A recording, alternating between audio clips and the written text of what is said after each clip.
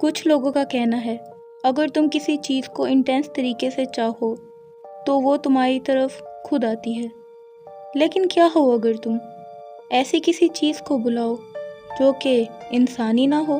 ایسی ہی ایک کہانی میں نے ریڈٹ پر دیکھی تھی، اور بلیو کرو یا نہ کرو، اس بندے کے ساتھ جو کچھ بھی ہوا وہ سچ میں راتوں کی نیند اڑا دینے والا تھا۔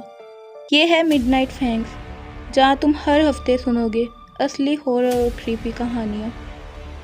یہ کہانی ہے ایک امریکن لڑکے کی۔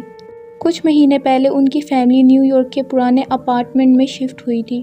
اپارٹمنٹ انہیں مارکیٹ ریٹ سے کم رینٹ پر ملا تھا، اتنا کم کہ پہلے تو انہیں لگا کہ یہ کوئی فراڈ تو نہیں، لیکن سب ڈاکیومنٹس ٹھیک تھے، اس لیے وہاں شفٹ ہو گئے۔ بلڈنگ 1940s کی تھی اور وہاں پہلے ایک مینٹل اسائلم ہوتا تھا، جو بات انہیں بعد میں پتہ چلی۔ لڑکا پیرانارمل چیزوں میں انٹرسٹڈ تھا، لیکن کبھی اسے یقین نہیں آیا، ہر سٹوری اس کے لیے امیجینیشن تھی۔ ایک رات اس نے مذاق میں دعا کی، بنا سوچے سمجھے کہ اس کا انجام کیا ہو سکتا ہے۔ اس نے کہا، اگر کوئی ہے جو کہ مجھے دیکھ سکتا ہے تو اپنا وجود محسوس کروائے، بس ایک بار۔ اس نے تھوڑا انتظار کیا، مگر سب کچھ نارمل تھا اور وہ مسکرا کے سونے کے لیے لیٹ گیا۔ اس وقت تو سب کچھ نارمل تھا، لیکن اس کے بعد سب بدلنے لگا۔ اگلی صبح اس نے دیکھا گھڑی کی سوئیاں 3 دفعہ رک کر آگے بڑھ رہی تھی۔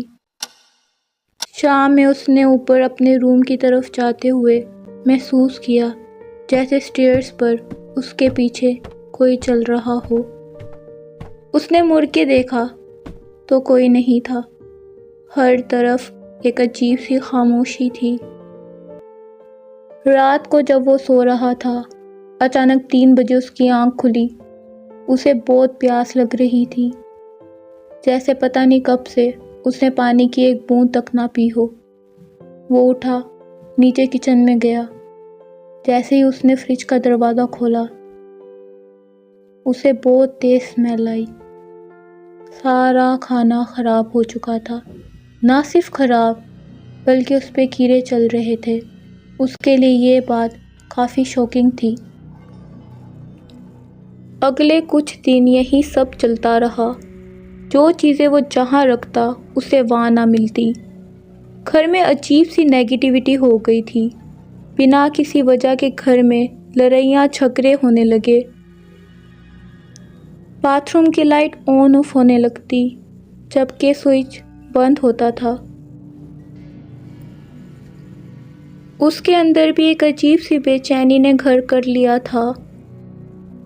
ہر رات ٹھیک 3 بجے اس کی آنکھ کھل جایا کرتی تھی،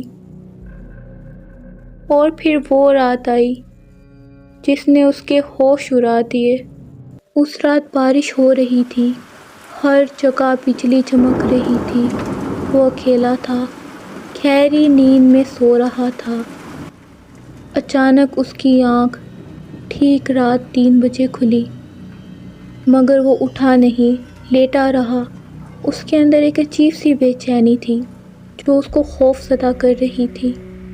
تبھی اس نے محسوس کیا جیسے کوئی اس کے بستر کے کونے پر بیٹھا ہو، اور میٹرس دھیرے سے دب گیا۔ اس نے سانس اندر کھینچ لی، لیکن کچھ بول نہ سکا۔ کچھ دیر خاموشی رہی، گہری خاموشی، اور پھر اس کے کان کے پاس ایک آواز گونجی، Go to sleep, sweetheart. اگلی کچھ راتیں جب بھی وہ آنکھیں بند کرتا، اس کو محسوس ہوتا اس کو کوئی دیکھ رہا ہے، اور وہی آواز سنائی دیتی، Go to sleep, sweetheart. اس کی طبیعت بہت خراب رہنے لگی۔ اس کی ماں نے لوکل چرچ سے کانٹیکٹ کیا، ایک پریسٹ کو بلایا گیا۔ جب پریسٹ اپارٹمنٹ میں گیا، اس نے سیدھا کہا، یہ جگہ ٹھیک نہیں، یہاں کسی چیز کو جگایا گیا ہے، شاید بنا سوچ سمجھ کے۔ کچھ کہہ دیا گیا ہے مگر جواب مل گیا ہے۔ اس رات فیملی نے مل کے فیصلہ کیا یہ جگہ چھوڑنی ہوگی۔ اگلے 2 دنوں میں وہ اپنا سامان پیک کر چکے تھے اور اس اپارٹمنٹ کو ہمیشہ کے لیے چھوڑ چکے تھے۔ لیکن کہانی یہاں پر ختم نہیں ہوتی۔ رات کو سونے کے لیے وہ اپنی آنکھیں بند کرتا ہے تو اسے ابھی بھی محسوس ہوتا ہے کوئی اس کے سر کے پاس بیٹھا ہے، اور پھر کچھ لمحوں بعد اس کے کانوں میں وہی آواز گنگناتی ہے، Go to sleep, sweetheart. مذاق مذاق میں کی گئی ایک دعا اس کے لیے زندگی بھر کا ریگریٹ بن چکی ہے۔ یہ تھی آج کی کہانی۔ اگر تم اس طرح کی اور کہانیاں سننا چاہتے ہو تو مڈ نائٹ فینکس کو سبسکرائب کر لو، اور ہاں، اگلی بار جب تم کسی نئے کمرے میں جاؤ یا کسی انجان جگہ پر سونے کی کوشش کرو تو ایک بار سوچ لینا کہیں تمہارے آس پاس بھی کوئی جواب دینے کے لیے تیار تو نہیں۔